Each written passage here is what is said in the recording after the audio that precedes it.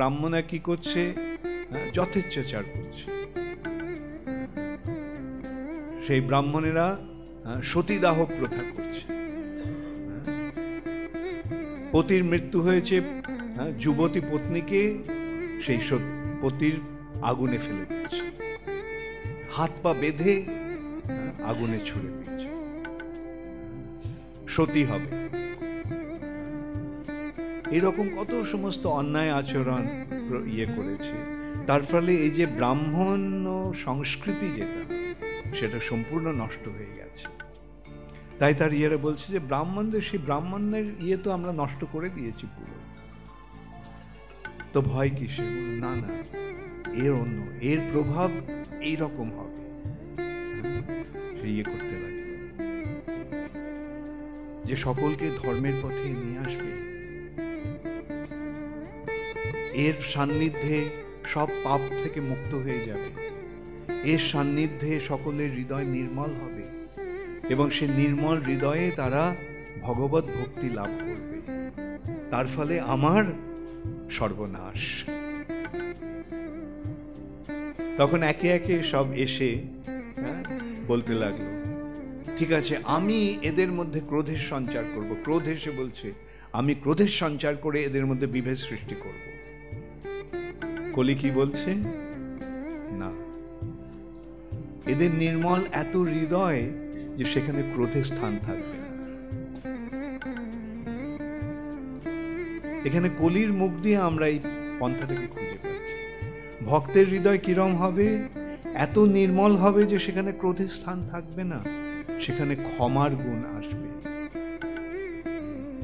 সহনশীলতা আসবে। তারপরে লোভ এসে বলল যে আমি লোভের সঞ্চার করে এদের মধ্যে কলহের সৃষ্টি করব না, এদের এই নির্মল হৃদয়ে তোমার স্থান নেই লোভ। ওরা যে ভগবত ভক্তির পন্থা পাবে, তার কাছে এই জগতের সমস্ত কিছু তুচ্ছ হয়ে যাবে, তাই সেখানে লোভের কোনো অবকাশ থাকবে না। তাদের যে লোভটা থাকবে সেটা হচ্ছে ভগবত ভক্তির প্রতি লোভ, আর সেই লোভের কাছে তুমি সম্পূর্ণ ধ্বংস হয়ে যাবে, তোমার ক্রিয়া সেখানে সম্পূর্ণ নষ্ট হয়ে যাবে। এইভাবে একে একে দিতে দিতে একটা কথায় এসে দাঁড়ালো। সবশেষে কাম এসে বলছে, দেখো দেখো, ছেলে মেয়েরা সব একসঙ্গে আছে, আমি এদের মধ্যে কামের সঞ্চার করব, করে তাদের মধ্যে অনৈতিকতা এনে আমি তাদের মধ্যে পাপের সঞ্চার করব। কলি কি বলল? এই বালকটির প্রভাবে তাদের হৃদয় এমন নির্মল হবে যে সেখানে কামের কোনো স্থান থাকবে না। যদিও স্ত্রী পুরুষ সমবেতভাবে ভগবানের সেবায় যুক্ত হবে, ভক্তির পথ অবলম্বন করবে, কিন্তু তাদের মধ্যে কামের কোনো ভাবনা থাকবে না।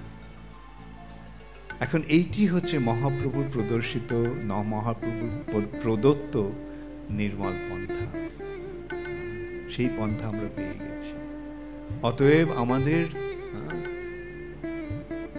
সর্বান্তকরণে নিশ্চিতভাবে আমাদের এগিয়ে যেতে হবে, যে আমরা আমাদের যে প্রচারের যে প্রচেষ্টা, সেই প্রচেষ্টা ক্রমশ বর্ধিত হবে এবং কালক্রমে কলির প্রভাব প্রতিহত হবে, এবং কলির প্রভাব প্রতিহত হয়ে 10,000 বছরের জন্য সত্যযুগ প্রতিষ্ঠিত হবে। যদিও এটি কলি যুগ, কলির এই প্রভাব বিনষ্ট হয়ে সত্যযুগ প্রতিষ্ঠিত হবে, অর্থাৎ ধর্ম অক্ষুণ্ণ হয়ে সম্পূর্ণভাবে এই জগতে প্রতিষ্ঠিত হবে। এখন সেই দায়িত্ব আমরা পেয়েছি। এই দায়িত্বটা মহাপ্রভু আমাদের সকলকে দিয়ে গেছেন। ভারত ভূমিতে হইল মনুষ্য জন্ম যার, জন্ম সার্থক করি করো পর উপকার।